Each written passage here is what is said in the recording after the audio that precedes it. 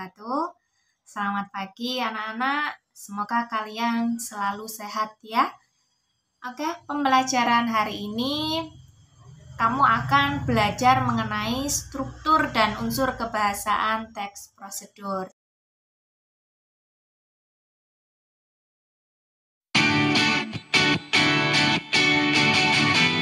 Anak-anak, berikut adalah struktur teks prosedur. Yang pertama yaitu tujuan. Tujuan di sini adalah pengantar topik yang akan dijelaskan dalam teks prosedur. Kemudian yang kedua yaitu langkah-langkah. Nah, langkah-langkah di sini berisi tentang perincian petunjuk bagaimana cara melakukan suatu kegiatan. Di situ dijelaskan lebih rinci ya anak-anak ya. Kemudian yang ketiga, penegasan ulang atau penutup. Nah, penegasan ulang ini biasanya berisi harapan-harapan penulis jika langkah-langkah yang dilakukan oleh pembaca nantinya dilakukan dengan baik. Nah, berikutnya yaitu unsur kebahasaan teks prosedur. Nah, yang pertama, coba silakan dilihat dulu.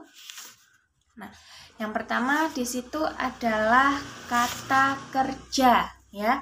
Tapi kata kerja yang digunakan dalam teks prosedur itu adalah kata kerja imperatif, di mana kata kerja imperatif biasanya dibentuk dengan imbuhan i, imbuhan kan, atau ditambahi dengan partikel lah ya. Bisa dilihat ya di papan.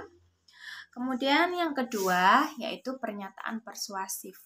Anak-anak tentunya masih ingat ya bahwa pernyataan persuasif itu adalah pernyataan yang mampu untuk mengajak melakukan sesuatu. Nah, di situ ada sebuah pernyataan berarti berupa kalimat ya. Kemudian unsur kebahasaan berikutnya yaitu kata teknis. Ingat anak-anak, kata teknis ini hanya digunakan sesuai dengan bidangnya ya. Jadi tergantung teks prosedurnya. Kemudian berikutnya yaitu konjungsi. Anak-anak, di semua teks itu pasti menggunakan konjungsi ya. Tetapi di dalam teks prosedur itu ada konjungsi. Kemudian dan partikel yang bermakna penjumlahan. Ya. Jadi ada konjungsi khusus yang digunakan dalam teks prosedur. Kemudian yang terakhir unsur kebahasaannya yaitu deskripsi alat.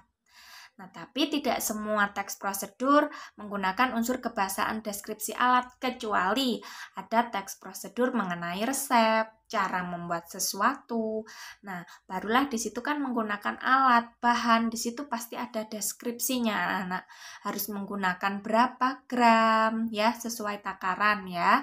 Kemudian alatnya itu bagaimana, bahannya itu bagaimana. Nah, itulah deskripsi alat.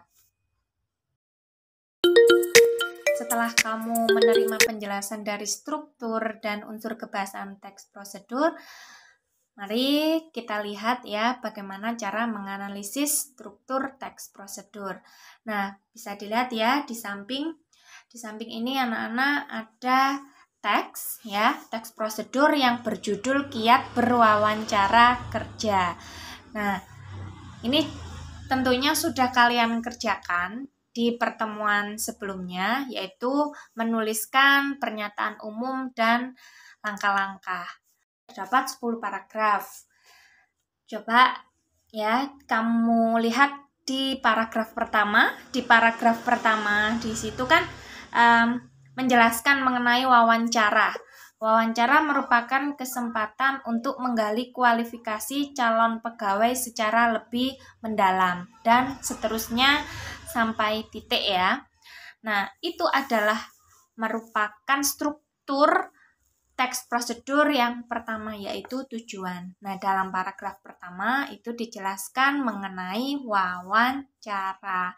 Berarti nanti struktur berikutnya mengenai langkah-langkah akan dijelaskan ke paragraf berikutnya ya. Kita lihat lagi di paragraf kedua.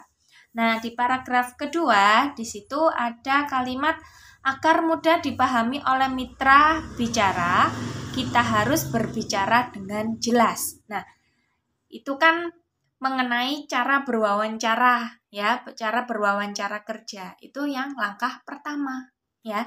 Langkah pertama berarti kita harus berbicara dengan jelas.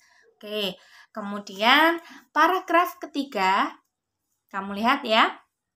Selain itu, perhatikan betul apa yang disampaikan pewawancara agar kita dapat memberikan jawaban yang relevan. Berarti ketika kita berwawancara dalam melamar pekerjaan, berarti harus benar-benar memperhatikan apa yang disampaikan pewawancara. Itu paragraf 3. Kemudian paragraf keempat. Nah, bahasa tubuh pun ikut memegang peranan ya. Berarti dalam wawancara kerja itu pewawancara juga melihat bahasa tubuh kita.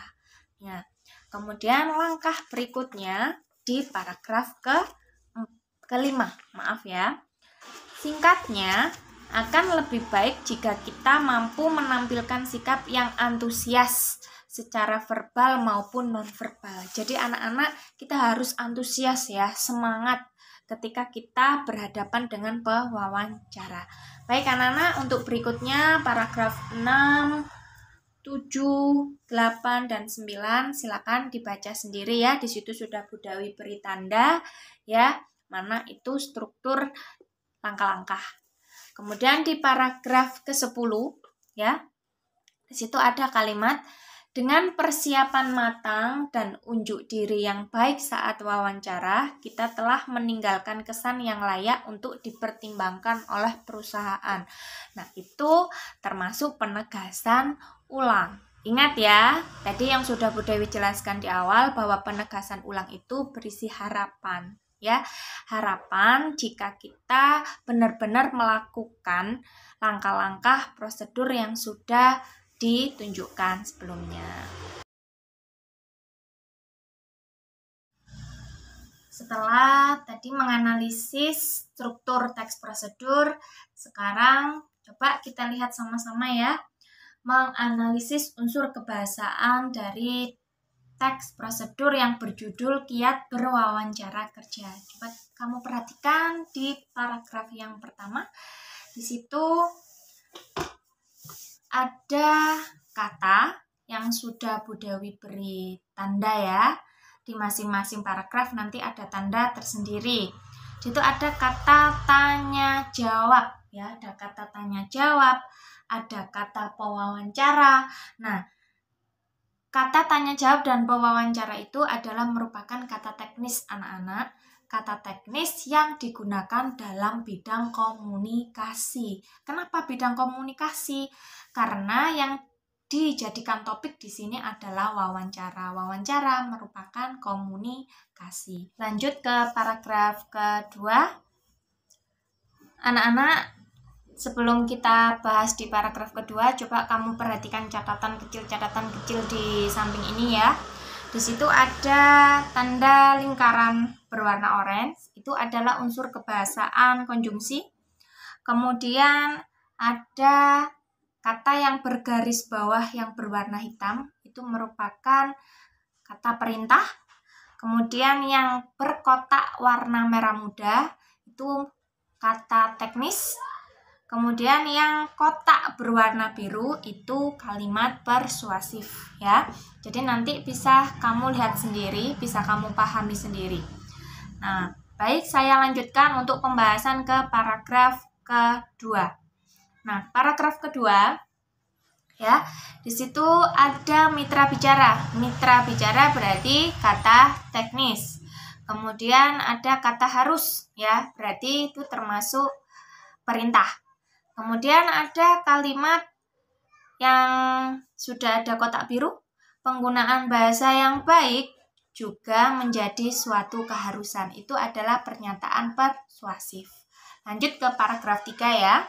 Paragraf 3 di situ ada kata konjungsi yang sudah dilingkari warna orange ya. Selain itu, perhatikan betul. Nah, perhatikan betul. Di situ ada kata perhatikan, berarti kata perintah. Kemudian ke paragraf 4. Paragraf 4 di situ ada bahasa tubuh ya. Bahasa tubuh berarti kata teknis. Non-verbal juga kata teknis. Kontak mata juga kata teknis. Ada kata pastikan ya sebelumnya. Berarti itu kata perintah. Paragraf ke-5. Ada kata verbal, non-verbal ya, dan ada kata bahasa tubuh sama ya seperti di paragraf sebelumnya. Jadi nanti kalau misalnya kamu menganalisis cukup diambil kata yang sama saja ya, meskipun di paragraf kedua ada, di paragraf ketiga ada, tapi diambil salah satu unsur kebahasaannya saja. Baik anak-anak, dari paragraf pertama sampai paragraf 10 bisa kamu lihat sendiri ya. Jadi nanti bisa diberhentikan videonya atau di pause. Bisa kamu lihat sendiri sesuai dengan warna-warna tanda yang sudah Bu Dewi berikan di teksnya. Dan unsur kebahasaan teks prosedur bisa dilakukan dengan cara 1. Kamu baca ya teks prosedur yang akan kamu analisis, tapi ingat ini tidak hanya sekedar membaca, tapi sekaligus kamu mencari struktur teks prosedurnya. Jadi setelah kamu baca di masing-masing paragraf itu kamu temukan juga strukturnya. Kemudian yang kedua, pahami benar-benar ini bidang apa yang dijadikan teks prosedur. Jadi nanti bisa mempermudah kamu untuk mencari unsur kebahasaan terutama kata teknisnya. Kemudian yang ketiga, dari hasil temuan-temuan kamu tadi silakan kamu tulis per paragraf ya. Kemudian yang keempat, barulah kamu tulis di lembar kerja temuan analisis teks prosedur. Dan unsur kebahasaan teks prosedur saatnya kalian berlatih ya. Latihan bisa dilihat di Google Classroom dan lembar kerja sudah saya siapkan. Baik anak-anak, kegiatan belajar hari ini sampai di sini ya. Sampai jumpa lagi di pertemuan pembelajaran berikutnya. Saya harap kalian tetap semangat belajarnya dan selalu jaga kesehatan. Assalamualaikum warahmatullahi wabarakatuh.